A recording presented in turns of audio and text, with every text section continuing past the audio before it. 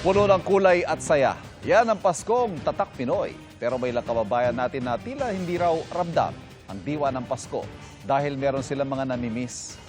Tinutukan yan ni Nico Wahe. Ngayong year 2024, ramdam pa ba ng mga Pinoy ang Pasko? For me, hindi na po. Oo naman, kahit mahirap. Oo naman po, pero hindi na po talaga katulad ng dati. Sa mga nakausap namin, medyo mas maraming nagsasabing hindi na gaanong nararamdaman ang Pasko. Ang dahilan daw kadalasan, marami silang hindi na nagagawa o hindi nakakasama tuwing Pasko.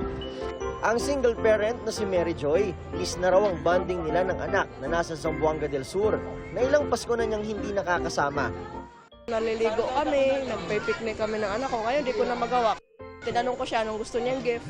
Sabi niya, uwi ka lang mama, okay na yun.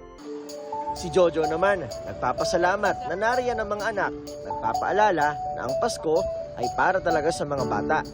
Kung anong na-experience ko nung kabataan ko, gusto ko rin ma-experience ng mga anak ko para hindi na mawala sa kanila yung puso ng Pasko, yung diwa ng Pasko. Sa tingin nga ni Jojo, posibleng hindi nagbago ang feels ng Pasko, kundi nagbago lang ang ating mga prioridad at responsibilidad. Yan din mismo ang sinabi ng isang psychologist. So madami na tayong responsibilities, madali tayong ma-stress, madami na rin tayong pinagdaanan.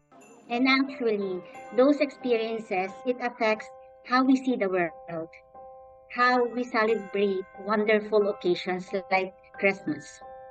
Isa pang dahilan, tila mas marami tayong expectations. May kinalaman din daw dyan ang ating kabataan.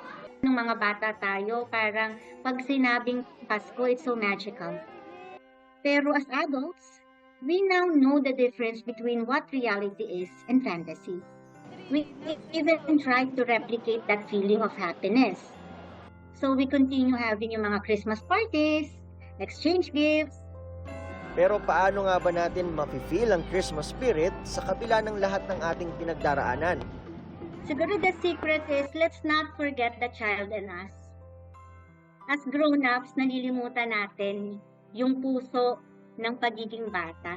Let's keep that in our heart, the child in us.